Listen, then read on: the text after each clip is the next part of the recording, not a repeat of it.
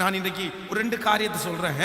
ஒரு தேவனுடைய பிள்ளை கடமையை தவறுகிறதுனாலே அவர்களுக்கு வருகிற விளைவுகளை குறித்து நம்ம தியானிக்க போகிறோம். வாசிக்கலாம். நீங்கள் 1 சாமுவேல் 15ஆம் அதிகாரத்தை எடுத்துக்கொள்ளுங்கள். 1 சாமுவேல் 15ஆம் அதிகாரம் 10வது வசனத்தை வாசிக்க போகிறோம். 1 சாமுவேல் 15ஆம் அதிகாரம் 10வது வசனத்தை வாசிக்கலாமா? எல்லாரும் சேர்ந்து வாசிக்கலாம். அப்பொழுது கர்த்தருடைய வார்த்தை 1 சாமுவேல் 15ஆம் அதிகாரம் 10வது வசனம்.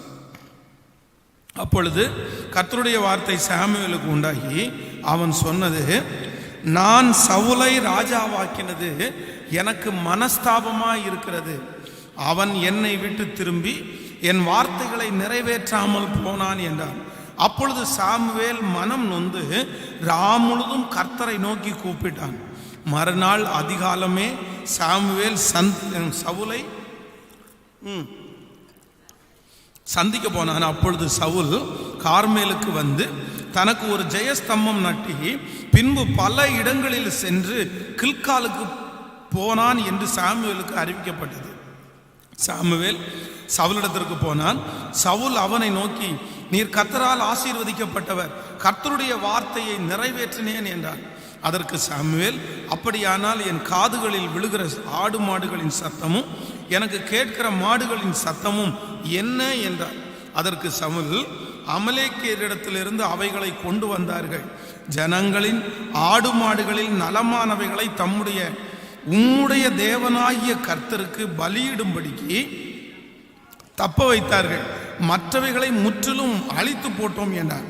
அப்பொழுது சாமுவேல், அந்த பேச்சை விடும், கர்த்தர் இந்த ராத்திரியிலே எனக்கு சொன்னதை உமக்கு அறிவிக்கிறேன் என்று சவுலோடே சொன்னான். அவன் சொல்லும் என்றான். அப்பொழுது சாமுவேல், நீர் உம்முடைய பார்வைக்கு சிறியவனாய் இருந்த போது அல்லவோ இஸ்ரவேல் கோத்திரத்திற்கு தலைவனானி, கர்த்தர் உம்மை இஸ்ரவேலின் மேல் ராஜாவாக அபிஷேகம் பண்ணுவித்தாரே. இப்பொழுதும் கர்த்தர், நீர் போய் அமலேக்கியராகிய அந்த பாவிகளை சங்கரித்து அவர்களை நிர்மூலமாக்கி தீரு மட்டும் அவர்களோடு யுத்தம் பண்ணு என்று சொல்லி உம்மை அந்த வழியாய் அனுப்பினார். இப்படி இருக்க நீர் கர்த்தருடைய சொல் கேளாமல் கொள்ளையின் மேல் பறந்து கர்த்தருடைய பார்வைக்கு பொல்லாப்பானதை செய்தது என்ன?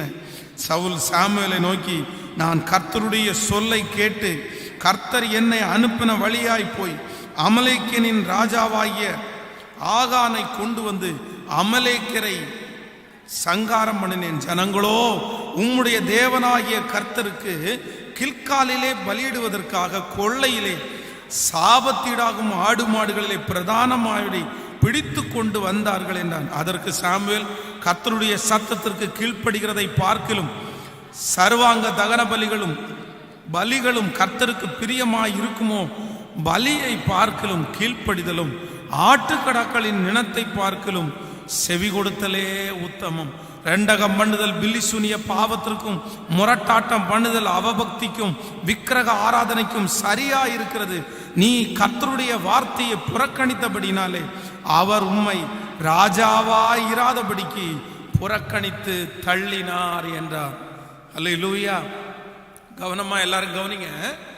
நீங்கள் கவனமாய் கவனிக்கணும். இன்றைக்கு நான் கொடுத்த அந்த செய்தி என்ன அப்படின்னா, ஒரு தேவனுடைய பிள்ளை தன்னுடைய கடமைகளை தவறும் போது அதனாலே அவர்களுக்கு வருகிற விளைவை குறித்து தான் நம்ம இன்னைக்கு தியானிக்க போகிறோம். ஆண்டவர் சவுல் ராஜாவை சாதாரணமான ஒரு இடத்திலிருந்து கர்த்தர் அவனை தூக்கி எடுக்கிறாரு. அவனை ராஜாவா அபிஷேகம் பண்ணினார். ஆனா அந்த ராஜாவினுடைய கையிலே கர்த்தர் சில கடமைகளை கர்த்தர் கொடுக்கிறாரு. என்ன கடமைகளை கொடுக்கிறாருன்னா, போகும்போதே தீர்க்கதரிசி சொல்லி அனுப்புகிறாரு, நீ அந்த இடத்திற்கு போ, அங்கே இருக்கிற சகலவற்றையும் நிக்கிரகம் பண்ணு.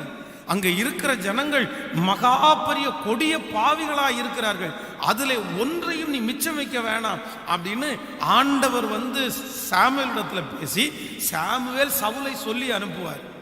ஆனா இந்த சவுல் ராஜா என்ன பண்ணுவார் அப்படின்னா, தன்னுடைய கடமையிலே அங்க தவறிட்டாரு. அங்கே இருக்கிற ஜனங்கள் அந்த ஆடு மாடுகளை பார்க்கும்போது, அந்த மிருகங்களை பார்க்கும்போது அதெல்லாம் ரொம்ப கொழுமையாய் புஷ்டியா இருக்கிறத பார்த்த உடனே அவங்க கொஞ்சத்தை எடுத்து என்ன பண்ணிட்டாங்கன்னா, நல்லா இருக்கிறதையெல்லாம் தனியா வச்சுட்டாங்க. மற்றதெல்லாம் அழிச்சு போட்டாங்க. ஆனால் பார்வைக்கு நல்லா இருக்கிறதை மட்டும் இச்சித்து தனியாக வைத்தார்கள். இவன் என்ன பண்ணிருக்கணும்னா, ஒரு ராஜாவா இருந்து தன்னுடைய பிரதானிகளை பார்த்து, நீங்க அப்படி செய்யக்கூடாது, அது கர்த்தருக்கு விரோதமான பகை, ஆண்டவர் அதெல்லாம் ஏற்றுக்க மாட்டாரு அப்படின்னு சொல்ல வேண்டிய இந்த சவுல் ராஜா தன்னுடைய கடமையை தவறிட்டாரு.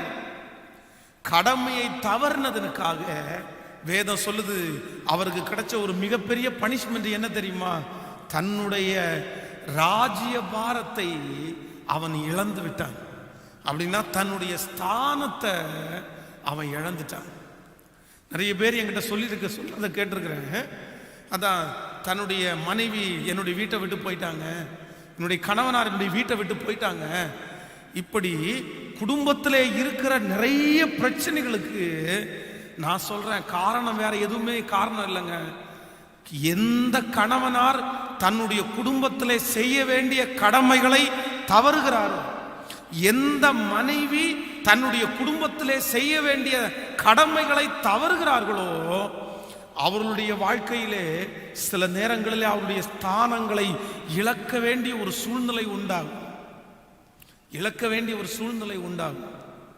ஒரு மிகவும் ஒரு நல்ல வசதியான ஒரு மனிதர் தன்னுடைய பிசினஸ்ல ரொம்ப அழகாய் நேர்த்தியாய் மிக வளர்ந்த ஒரு தேவனுடைய மனுஷன், திடீரென்று சில நாட்களுக்குள்ளாக அவருடைய பிசினஸ்ல ஒரு பெரிய நஷ்டம், எல்லாமே அவரை விட்டு போய் அந்த கடையை அது மூட வேண்டிய ஒரு சூழ்நிலைக்கு அவர் தள்ளப்பட்டார். அப்போ அவர் ஜெபிக்கிறதுக்காய் கடந்து வந்தார். அப்போ நான் அவரிடத்துல சொன்னேன், நீங்கள் ஒரு நாள் எவ்வளோ ஆசீர்வாதமாக இருந்தவங்க, நீங்கள் அந்த பிஸ்னஸை ஒரு நாள் வெற்றியாய் நடத்தி இருப்பீர்களே, ஆனால் அது தோல்வி அடைவதற்கு கண்டிப்பாக ஒரு காரணம் இருக்கும்.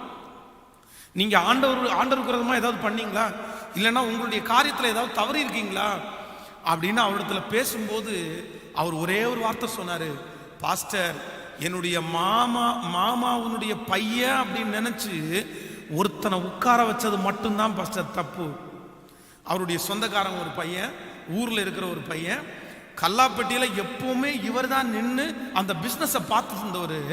அந்த மாமாவனுடைய பையன் ரொம்ப நம்பிக்கைக்குரியவன் சொல்லி அவனை தன்னுடைய வீட்டிற்கு கூட்டிட்டு வந்து அவனுக்கு தங்க இடம் கொடுத்து அவனை கல்லாப்பட்டியில் நிற்க வச்சு அதை இவர் கவனிக்கவே இல்லை. அவன் பேர்ல இவர் ரொம்ப நம்பிக்கை வச்சிருந்தாரு. இவன் வந்ததற்கு பிறகு இவர் ஆபீஸ்க்கு போறதை நிப்பாட்டிட்டாரு. தன்னுடைய வேலை ஸ்தலத்தில் சாயந்தரமா போவாரு, எவ்வளோ வருமானம் வந்திருக்குன்னு மட்டும்தான் பார்ப்பாரு. அதற்கு மற்ற எதையுமே கவனிக்காம மொத்தத்தையும் இவர் செய்ய வேண்டிய கடமைகளை கூட இன்னொருத்தரை வச்சு செய்ய வச்சுட்டு, எப்பா நீ பாத்துக்கப்பா மொத்தத்தையும் அவருடைய பொறுப்பிலே கொடுத்து இவருடைய கடமையை தவறினதுனாலே இன்றைக்கு தன்னுடைய வருமானத்தை, தன்னுடைய தொழிலை எல்லாவற்றையும் இழந்து இன்றைக்கு நிற்கதியா இந்த மனுஷன் நின்றுட்டு இருக்கிறாரு. இன்றைக்கு இந்த ஜெபத்தில் இருக்கிற ஆண்டவருடைய பிள்ளைகளே, உங்களை மிக அன்பாய் கேட்கிறேன், ஆண்டவர் உங்களுக்கு கொடுத்திருக்கிற கடமைன்னு ஒன்று இருக்குது. உங்களுடைய கையிலே கர்த்தர் பிள்ளைகளை கொடுத்திருப்பாரே, ஆனால் அந்த பிள்ளைகள் எப்படிப்பட்டவர்களா இருந்தாலும் அந்த பிள்ளைகளை வளர்த்த வேண்டியது, ஆளாக்க வேண்டியது, அவர்களுக்கு ஒரு எதிர்காலத்தை அமைத்து கொடுக்க வேண்டியது உங்க தலை மேல விழுந்த கடமை அல்லவா? உங்க தலை மேல விழுந்த, நீ எக்கேடு கெட்டு போனா எனக்கு என்ன, நான் என்ன பண்ண முடியும், நான் என்ன செய்ய முடியும்? இன்றைக்கு அப்படிப்பட்ட பொறுப்பிலிருந்து, கடமையிலிருந்து நிறைய பேர் தள்ளி நிற்கிறதுனால அப்புறம் பாதிக்கப்படுகிறது அவங்க இல்லைங்க, பாதிக்கப்படுகிறது நம்ம தான் பாதிக்கப்படுவோம். கடமையிலே இருந்து தவறுகிற ஒரு மனிதனுடைய வாழ்க்கையிலே அவர்களுடைய ஆசீர்வாதம், அவர்களுக்கு கொடுக்கப்பட்டிருக்கிற ஸ்தானம் கண்டிப்பாக அவர்களை விட்டு பறிபோகும் அப்படின்றத நீங்க ஒரு நாள் மறந்துடாதீங்க. கவனிங்கள், ஒரு கணவன், ஒரு என்னுடைய, நான் இதற்கு முன்பாய் குடியிருந்த இடத்துல ஒரு குடும்பம் இருக்கிறது. அப்போ அந்த ஸ்கூல் லீவ் பாருங்களேன், அந்த ஸ்கூல் லீவ் டைம் அந்த மனைவி தன்னுடைய கணவனாரை மட்டும் தன்னுடைய வீட்டில் விட்டுட்டு அவனுடைய தாய் வீட்டுக்கு போறாங்க. சரி, தாய் வீட்டுக்கு போகிறது தவறுன்னு நான் சொல்லலை, கண்டிப்பாக அவங்க தாய் வீட்டுக்கு போக வேண்டிய அவசியம் இருக்குது. அவ்வளோ நாள் கஷ்டப்பட்டு ஒரு ரீஃப்ரெஷ் இல்லாமல் ஒரு வீட்டுக்குள்ளேயே இருந்துட்டு, ஆண்களாவது வீட்டை விட்டு வெளியே போய் அவங்க ரீஃப்ரெஷ் ஆகுறாங்க.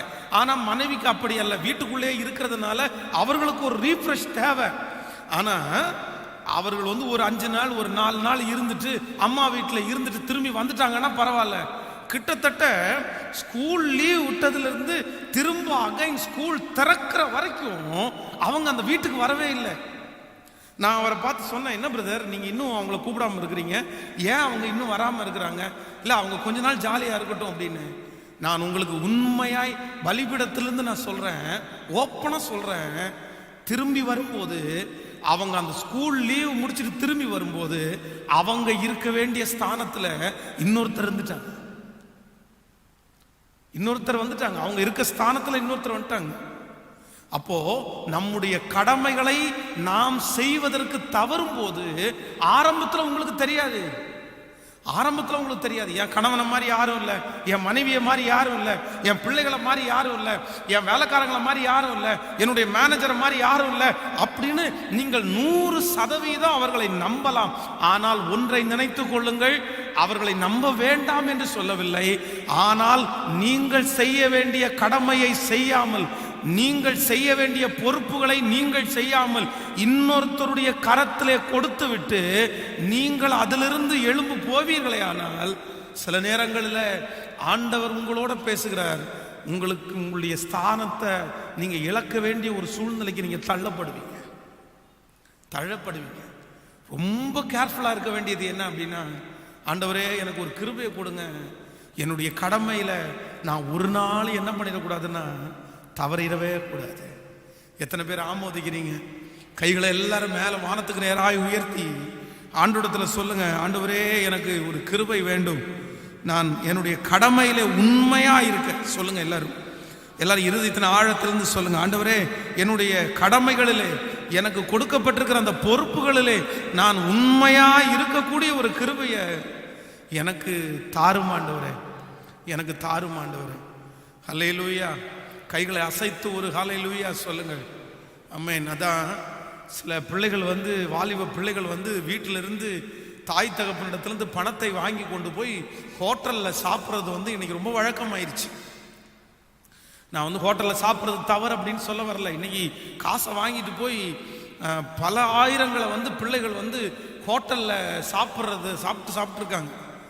ஏன் அப்படி இருக்கிறாங்க அப்படின்னா, நான் சொல்கிறேன், வீட்டில் நல்ல சாப்பாடு என் பிள்ளைக்கு ஆசைப்பட்டது விருப்பப்பட்டது இதை செஞ்சு கொடுங்க அப்படின்னு சொல்லும் போது எந்த தாய் எந்த தகப்பனார் வாங்கி கொடுத்து எந்த தாய் பிள்ளைகளுக்கு ஏற்றது மாதிரி சமைத்து கொடுக்கிறார்களோ அந்த பிள்ளைங்க நிறைய பேர் ஹோட்டலுக்கு போறதில்லை.